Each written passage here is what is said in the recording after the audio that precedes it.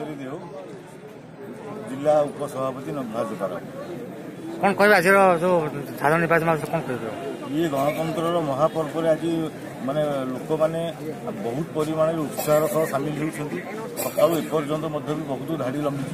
ये धाड़ी कहूँ लोक मान उत्साह कहूँ आउ लोक मान जो प्रकार इच्छा शक्ति रही खरा ए वर्षा भी मझे किसी समय है खरा भी होता इवीएम भी मझे मझे हाक कहूँ हैंग कर जहाँफल कि किसी समय बाधा प्राप्त भी होती तथापि लोक मैंने उत्साह सहकार बर्तमान देखते आप कि प्रकार धाड़ी लंबी बर्तमान है 5टा 5:30 है लोक मैंने टोकन नहीं धाड़ी ठिया लोक मान उत्साह कहूँ आग्रह कहूँ एथर नवीन बाबू और शंख ओडिशा सफा है लोक मैंने आज भी जन सारे नवीन बाबू और तुम पांड्यान को जन सारे नवीन बाबू पांड्यान बाबू उभय को बाय बाय करदे ओडावासी